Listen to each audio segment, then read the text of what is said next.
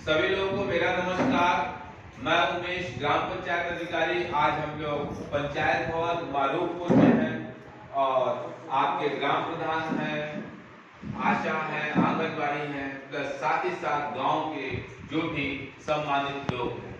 हम लोग दोस्तों, जैसे कि ग्राम सभा में अब हर गांव में सचिवालय है, तो जो गांव की खुली बैठकें होती है, तो अब इसी कार्यालय में ही आपका बैठक है, ना कि कहीं पेड़ के नीचे किसी के दरवाजे। अक्सर लोग शिकायतें करते थे कि हम यहाँ नहीं जाते, हम वहां नहीं जाते, गुटबंदी होती थी। सरकार ने बड़े पैमाने पर उत्तर प्रदेश सरकार, जो कि एक उत्तर प्रदेश सरकार हमारे और आपके सतत प्रयास से चल रही है, और जिसमें इस वीडियो के माध्यम से सबसे कहना इतना है कि जब आपके प्रदेश के मुखिया आदरणीय श्री योगी आदित्यनाथ जी लगातार सतत प्रयासरत हैं कि उत्तर प्रदेश को कितना अधिक हरा भरा प्रदेश बनाया जाए, कितना ही सुंदर प्रदेश बनाया जाए, और कितने ही हाथों को यहाँ पर रोजगार अधिक से अधिक मिले। क्योंकि दोस्तों, उत्तर प्रदेश वो राज्य है जहां पर संसाधनों की, चाहे वो श्रम के मामले में हो, चाहे प्राकृतिक संसाधन के मामले में हो, भरपूर है। आपके पास सिर्फ आपको करना है कि जो जैसे सरकार की कौशल विकास योजना के अंतर्गत गांव में जो भी महिला पुरुष बच्चे कुछ हुनरमंद, कुछ बनकर समाज की मुख्य धारा में आकर स्वयं से भी वो धन का अर्जन कर सकते हैं, सम्मान के साथ अपना जीवन गुजार सकते हैं।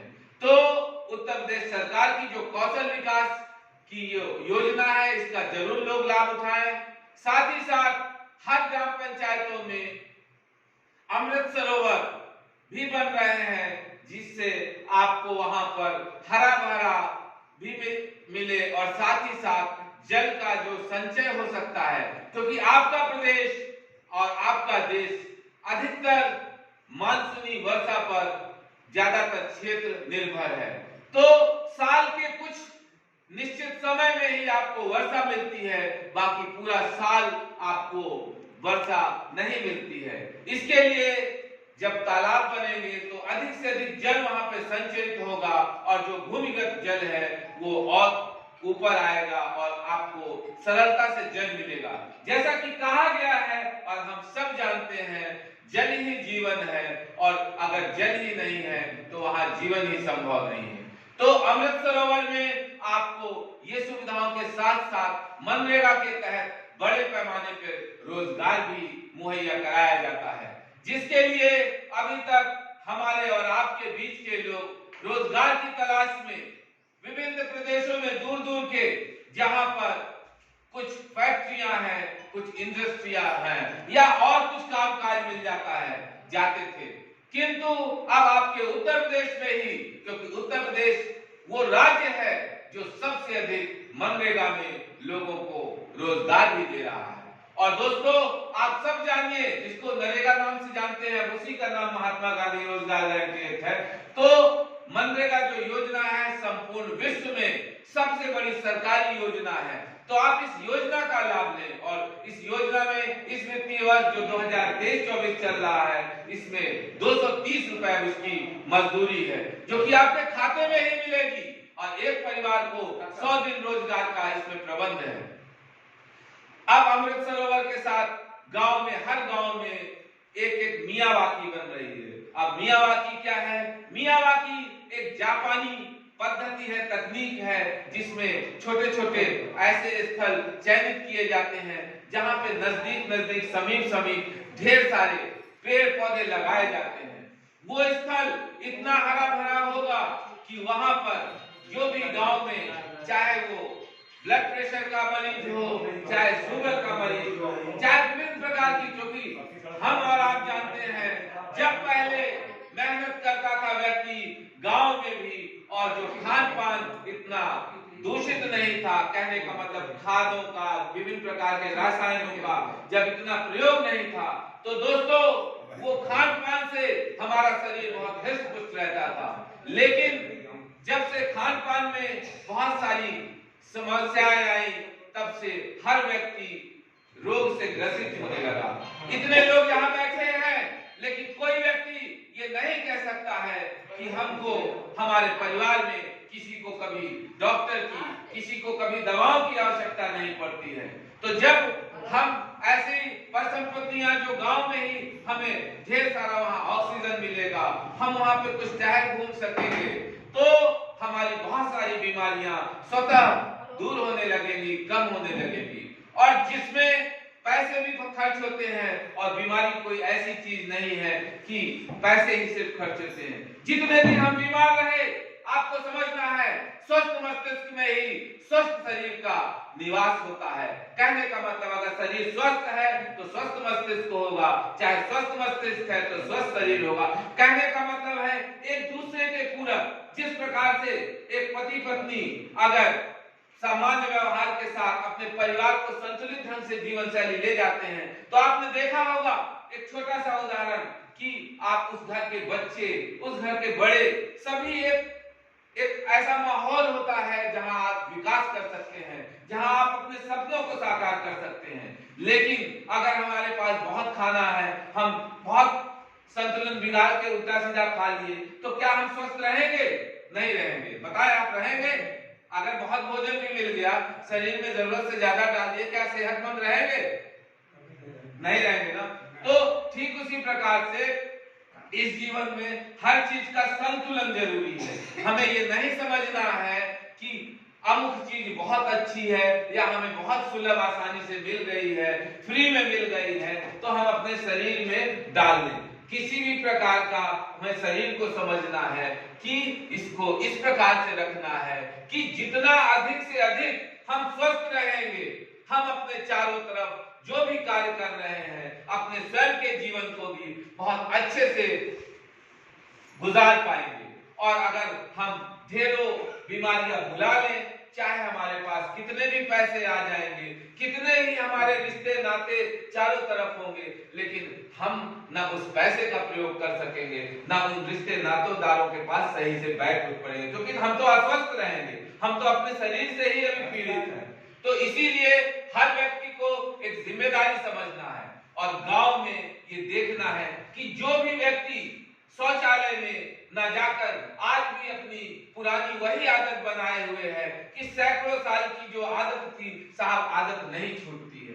तो हम ये कहेंगे कि ऐसी आदत जिसको समाज में बुराई के साथ साथ आपके उस गंदगी फैलाने से लाखों रुपए, पैसे दवाओं में बर्बाद होते हैं, समय बर्बाद होता है। क्योंकि दोस्तों अधिक से अधिक जो शरीर का समस्या है वो गंदगी से ही है। जितना हम चारों ओर गंदगी फैलाएंगे, अस्त व्यस्त रखेंगे, जो हमारी कार्य क्षमता है, जो हमारा कार्य का उत्साह है, वो अपने आप खत्म होने लगेगा।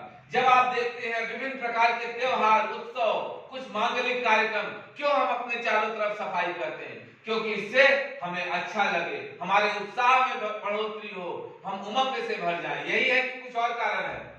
बताएं, यही है। तो इसी तरह जैसे मैंने कहा कि हर गांव में अमृत सरोवर होगा, मियावाकी होगी। स्वच्छ भारत मिशन के तहत जिन लोगों ने, जो लोग पात्र हैं, पात्र का कहने का मतलब है अगर कोई महिला है 50,000 के गहने तो बनवा ली पति से, लेकिन एक शौचालय के लिए सरकार पर आश्रित है, तो सरकार कहती है कि आना अनार एक है, बीमार आप ढेरों हैं। कहने का मतलब सरकार को सबको देखना है। सरकार को पहले उस राम दीन को देखना है जिसका 10 साल से वो कभी मकान नहीं था और वो आज भी खप्पर में रह रहा है।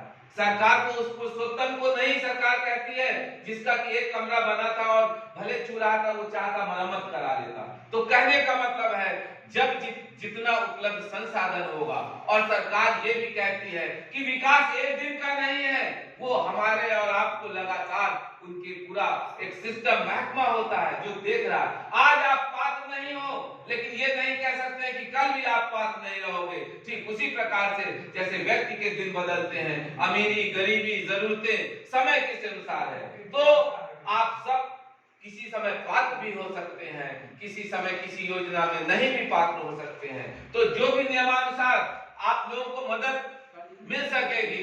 आप ग्राम प्रधान जो कि आपके लगातार देखिए कोई भी ऐसी बैठक कोई भी कभी ये ऐसा नहीं रहा कि आज हमें समय नहीं है या हम ये बैठक नहीं बुलाना चाहते हैं, बशर्ते गांव में जो वहां की जनता है, गांव में जो सदस्य हैं, क्योंकि प्रधान आपने ये बाहर से तो नहीं आए, प्रधान तो इनको आप लोगों ने बनाया है, तो और आप लोगों के विकास के लिए ये ग्राम सभा के अध्यक्ष हैं, तो हमें और आपको समय समय पे पंचायत भवन बना है, विभिन्न प्रकार की, चाहे वो तहसील से संबंधित समस्या हो, चाहे वो पुलिस आपको बार बार परेशान करती हो, कोई भी प्रकार की कोई चीज है, आप पंचायत भवन में है। शनिवार मेरा दिन है बैठने का, आप लोग अभी मेरी बातें पूरी सुन लें, उसके बाद जिसको जो जो समस्या होगी अब एक एक लोग आप बताएंगे। तो यहाँ पे चाहे चिकित्सा का हो, चाहे किसी भी आंगनवाड़ी, आशा, स्कूल के कोई समस्या है, तो यहाँ शनिवार को बैठने का दिन निर्धारित है। शनिवार को आप लोग जरूर आया करें, मिला करें, जिसको जो समस्या है,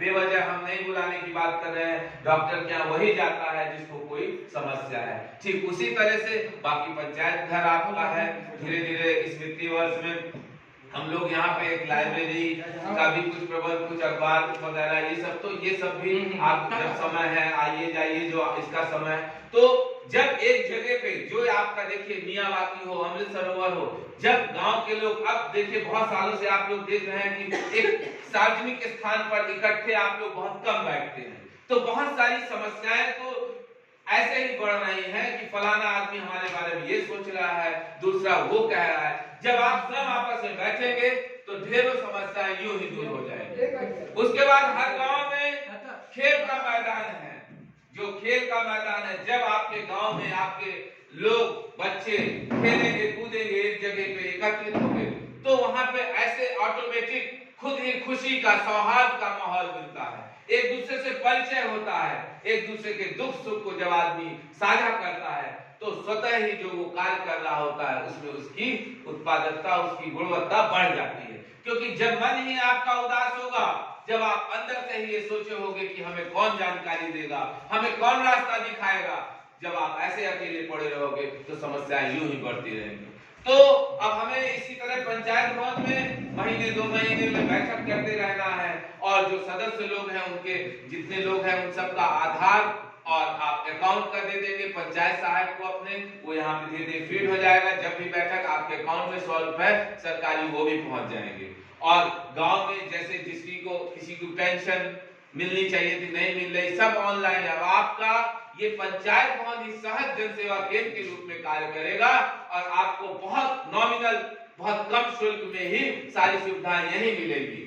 और सबसे बड़ी खुशी की बात यह है कि सुविधाएं मिलने के साथ साथ जब हमें कंप्लीट ये जानकारी मिल जाती है कि हमें किस कार्यालय में जाना है, हमारी समस्या कहां से दूर हो सकती है, उसके लिए आपका पंचायत भवन है। आप यहाँ समय समय पे जानकारी लेते रहिए और किसी भी प्रकार की किसी को भी कोई समस्या हो तो वो बताता रहे। और आप सब लोग इसी तरह जो भी उत्तर प्रदेश सरकार की, भारत सरकार की जो भी योजनाएं हैं, कुछ इंडिविजुअल व्यक्तिगत योजनाएं होती हैं, कुछ सामूहिक योजनाएं होती हैं, आप सब लोगों को समय समय पे जानकारी भी देती जा रही है और अधिक से अधिक जो आप लोगों को लाभ दिलाया जा सकेगा वो लाभ दिलाने का प्रयास किया जाएगा। इसी सोच के साथ हम सब फिर दोबारा मिलेंगे। आप सब लोगों को मेरा बहुत बहुत धन्यवाद। नमस्कार।